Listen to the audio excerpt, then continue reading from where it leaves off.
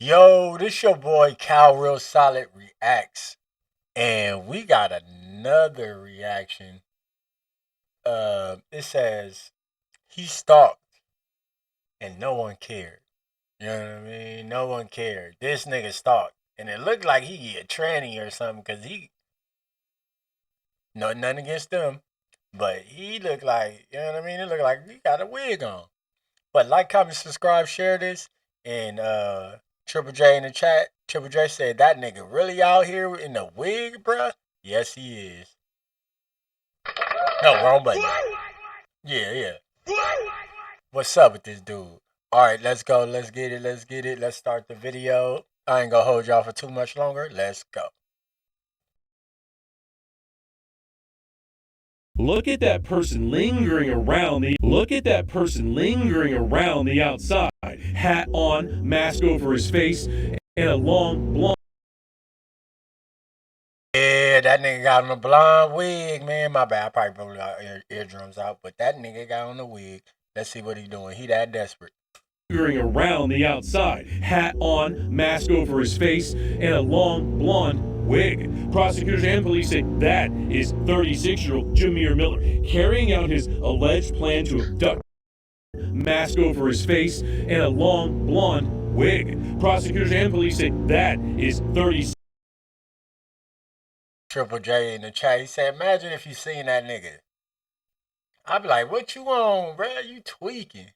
I say, bruh, tweaking. I just think I seen that nigga with a wig on. I know he on some shit. I'm dipping. Yeah. Could just be a beginner. I don't know. But yeah, that shit crazy. Let's go. 6-year-old Jameer Miller carrying out his alleged plan to abduct his ex-girlfriend nurse, Patrice Wilson. Miller knows where Wilson works. He knows when she gets off from work. He waits and hunts for her. There's Wilson as she's walking out to her car after working all night. He is in hiding and then runs in for his attack. Her attacker speeding away, driving her Lincoln SUV. And that was the last time anyone saw Patrice Wilson alive. Dang. RIP to Latrice, man. That's crazy. He took her out. He snatched her up in a wig. She didn't recognize him. She couldn't, like, damn. I would have dipped. Saw that nigga. She know you crazy. All right, man. Let's see what's going on. Let's go. Lincoln SUV. And that was the last time anyone saw Patrice Wilson alive. The next day, she was found brutally with multiple bullet injuries in the trunk of her car. Another camera at a car wash in Inkster showing Miller getting out of her vehicle. This time, no hat, no blonde wig, no mask. He is taking her car through the wash, washing away evidence. Just 2 years earlier, her creepy ex-boyfriend had been stalking her like prey and had even attempted to break into her home one night. Whoa! He tried to break into the home, bruh. He tried to break into the home?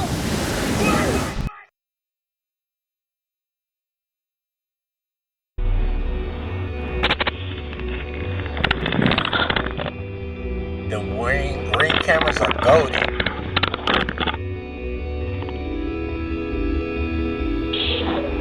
Jimmer, you breaking in my house? Like, are you serious? You breaking in my house, Jimmer? Oh, I'm breaking your house. Why are you at my door with gloves on? All that. Patrice cried out online after the horrific. Dang. The nigga was really trying to get in there to do some work on her. Golly. Gloves on, all that. Patrice cried out online after the horrific incident, but sadly, no one took her seriously until it was too late. These pictures of Patrice Wilson are all family members have left of her memory. A nurse, mother and daughter who enjoyed life, kidnapped and brutally murdered by her ex-lover Jameer Miller. Patrice. You gotta start believing people out here, man. That shit crazy. Murdered by her ex-lover Jameer Miller. At least investigate it. Golly.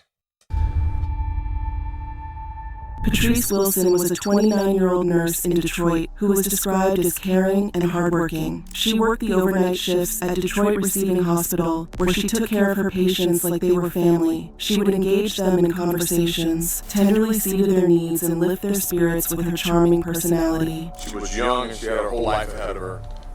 She was dedicated to serving and helping others as a nurse and putting others before herself. Patrice was known for being reserved, focused on her career and her dedication to helping others. She was also a mother to her young son. It was, therefore, heartbreaking when she was found dead in the trunk of her vehicle on May 14, 2023. She was a very genuine person and very smart and intelligent, kind and loving and caring. It's just unbelievable that she's not here.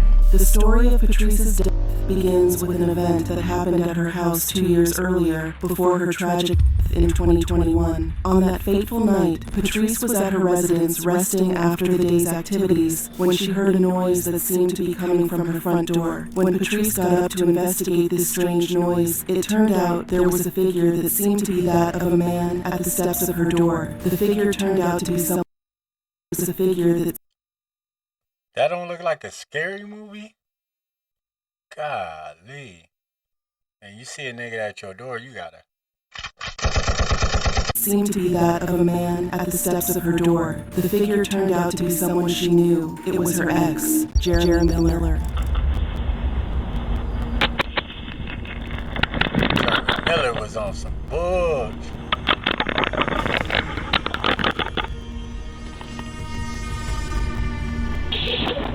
You remember breaking in my house? Like, are you serious? You breaking in my house, Jameer? Why would I break your house? Why are you at my door with gloves on? All that.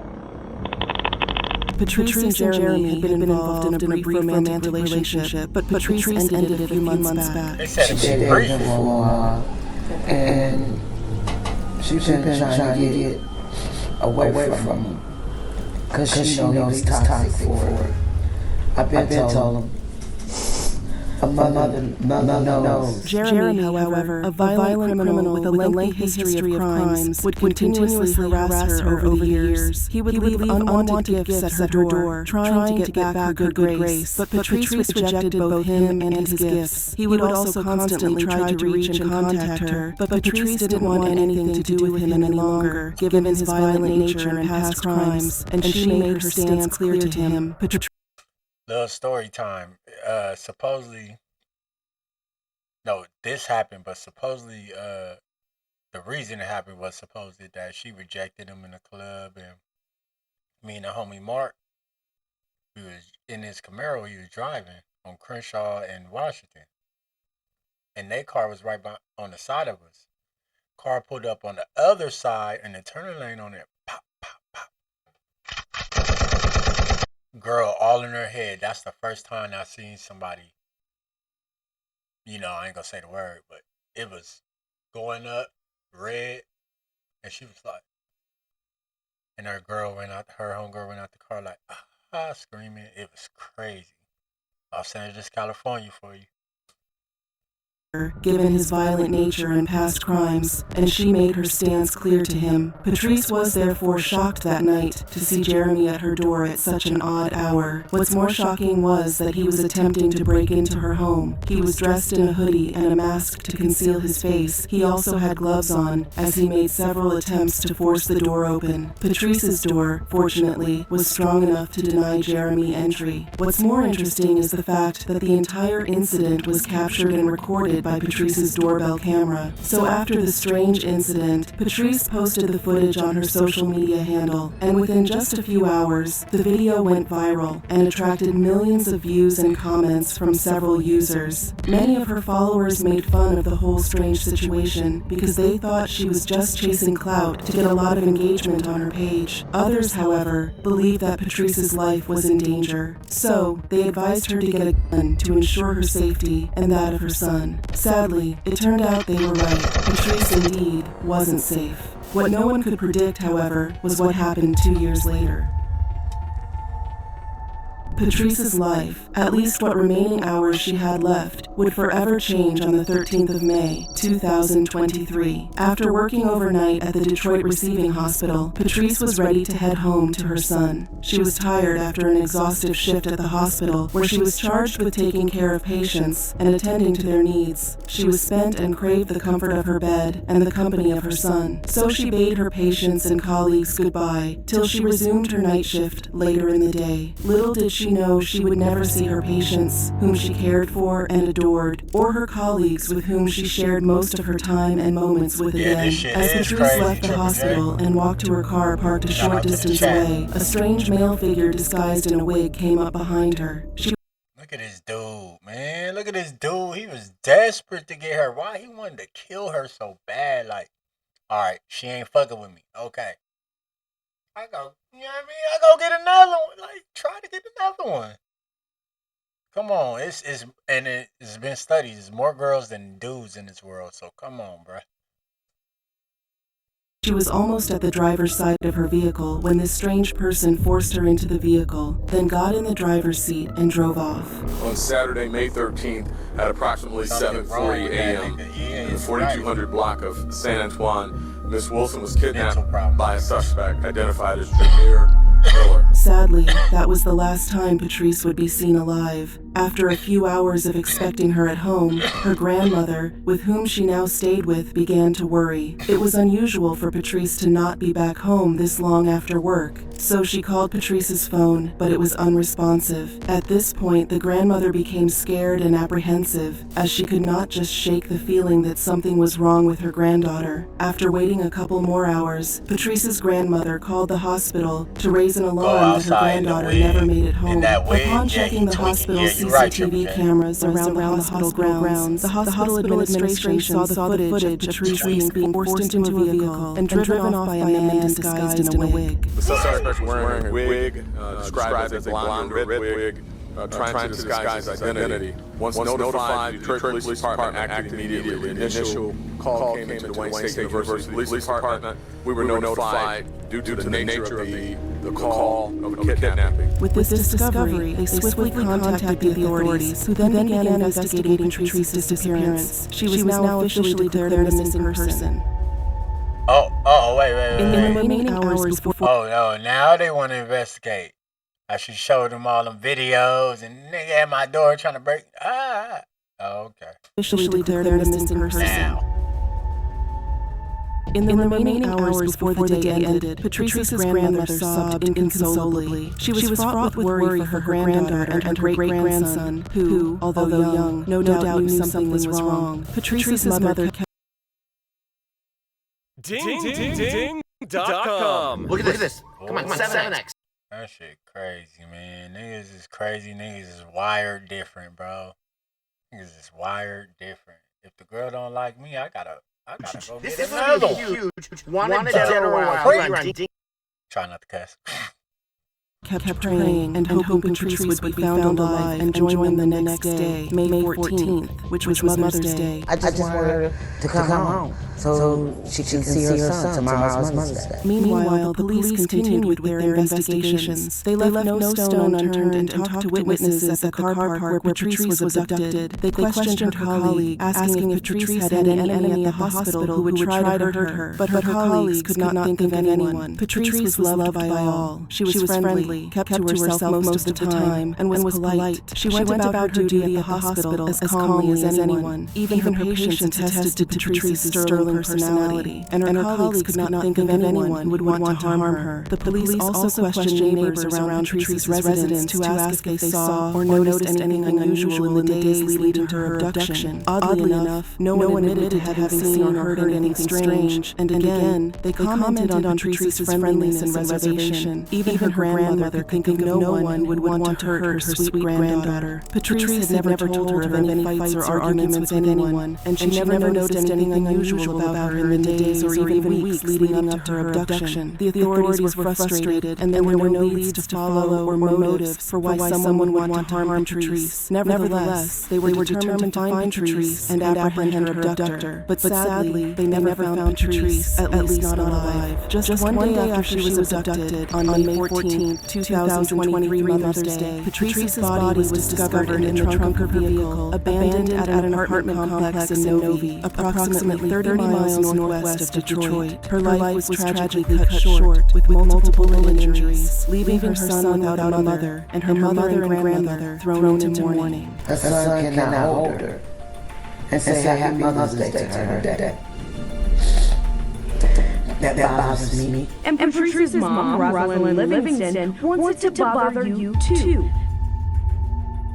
As the missing persons case turned into a homicide investigation, the authorities became more determined to find Patrice's killer and bring him to justice. The Detroit police launched an urgent manhunt trying to find the suspect, who they had now identified as Jeremy Miller, Patrice's ex-boyfriend, who attempted to break into her home a few years back. Just 2 days after she was murdered, Jeremy Miller turned himself in to the Detroit police and was arrested and thrown in jail. Patrice's ex-boyfriend Jameer Miller, now charged in her murder. In May, he wore a wig and forced Patrice into her car at gunpoint. She was later found in the trunk at her apartment complex in Novi. Her 7-year-old son Tyrese was there Tuesday, wearing a shirt that showed the good times with his mom. When asked why he turned himself in to the authorities, Jeremy responded by saying that he was feeling the heat of the investigation and knew there was no place for him to hide. Jeremy admitted to killing Patrice and said he disguised himself while waiting in the parking lot of the hospital as Patrice exited. He admitted that he abducted and killed her because she broke up with him and refused to get in contact with him. Strangely enough, Jeremy is also connected to the mysterious disappearance of another ex-girlfriend from back in 2000.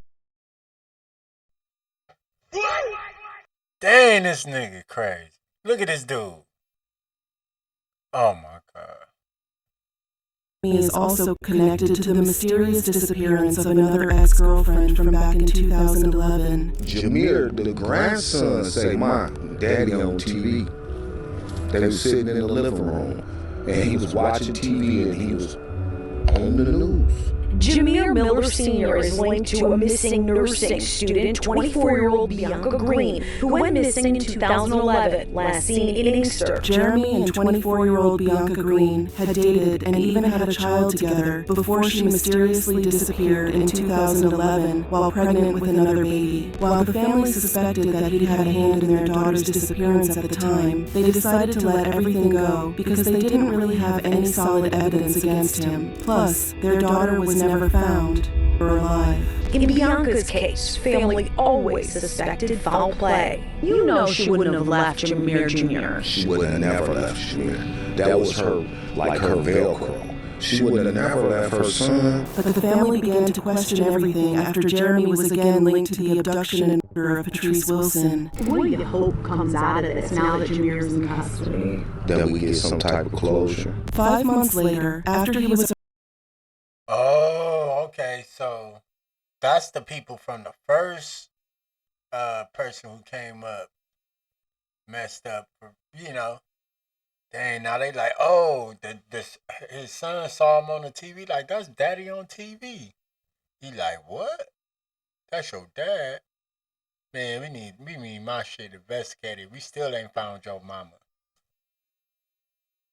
Jameer's in custody. That we get some type of closure. 5 months later, after he was arrested for Patrice's murder on October 10th, Jeremy pleaded guilty to 1 count of the second-degree murder of Patrice Wilson. We're here today because the defendant pled guilty to what could only be described as a brutal, thoughtless, senseless act of domestic violence. Patrice's family was present during his sentencing hearing, and when it was time to give their victim impact statement, they gave Jeremy a piece of their mind. Patrice's grandmother, Pamela, could not fathom why Jeremy could have hurt the same person he claimed to love. Think about it. You talk about you loved her? How could you love a person and you took her life? How? Is that love? Is that really love? Pamela was so angry and emotional that he asked Jeremy how he would feel if what he did to Patrice had been done to his own mama and sister. Why did you do this to my child? Why did you do this to my family? Why? Why? How would you like somebody to do that to your mama or your sister? Huh? You think they would like it? She then looked Jeremy Shout out straight to in the Grandma. eye and said if it were up to her, he would be sentenced to life in prison. I'm glad I'll never see you again because I'll be too. I wanted life. You should have gotten life. My daughter was, she felt sorry. If it was left up to me, you'd have gotten life. I wouldn't have been here to see it. Jeremy sat silently as the family took turns to pour out their hearts, and when the court gave him a chance to speak, he attempted to read from a letter he had prepared, but with his mouth covered with a mask, no one could barely hear him. As all our family members said, I do sit up every day, every night trying to figure out what to say, give myself for after drinking, like everything was like the rest of it. What I did to her family. So, his attorney ended up reading the content of the letter to the court. I sit up every night, every day, every night, trying to figure out what to say. I'm beating myself up because I know that there is nothing I can say to make things okay. Nothing to say to make this reverse. Nothing to say to heal our families. This has been the worst, most haunting experience of my life. I have dreams and nightmares of all of our great times, all of our okay times, all of our days and good, even the bad and the toxic arguments. For the most part, Jeremy apologized to Patrice's family in that letter. He admitted how he failed Patrice and also gave disturbing details about how he murdered her. I failed her. I failed us. I failed our kids, our family, and our friends. I am so ashamed. All she wanted from me was to submit to Christ, pray, and repent. And now look. Money is through evil. I swear. All I wanted was my money, and all she wanted was me to pay off our rent. And now we pay with our lives. I wish that now I could have been the bigger person that pay it off. It was not worth it. I've been ground zero. 29 I got to the floor. I don't know what was different. Could have been at least grade 6 to have anything corrupted. I think about that morning so often that I find myself deep inside of my mind. I think about moments leading up, getting in and out. I think about what happened in there. I think about when I came, when I said, come on, let's go back to see me. Think about her telling me that. After listening to Patrice's family express their grievances and Jeremy's apology for the murder of Patrice, the judge was ready to pass Jeremy's punishment. But before the judge did, however, he echoed the sentiments of Patrice's family and her murder senseless and avoidable. The judge chastised Jeremy and said it was up to Patrice's family to choose if to forgive him for his crimes or understand his actions. You have obviously stolen the life of someone that was very, very precious to all who know her. The judge stated that a lot of people at the court would like to see Jeremy sentenced to a life-term sentence without the possibility of parole. However, the plea deal he took allowed the court to sentence him to just 35 to 60 years in prison. While Patrice's family was a little bit disappointed, they were relieved to see justice served for the murder of Patrice. While they mourned and grieved her, they took solace in the knowledge that Jeremy would spend the next 30 to 60 years of his life in prison, where he would not be able to harm innocent people like Patrice ever again. Do you believe justice was truly served in this case? Hell Feel free to share your thoughts with us in the comments below. And don't forget to subscribe to our channel for more crime stories. Click on any of the cards on your screen right now. Alright, subscribe to her like I did. And man, I don't believe justice was served. 30 years, that ain't enough. Life. Take him out. Like, comment, subscribe. Share this with your friends. And I'll be back with another reaction. Peace.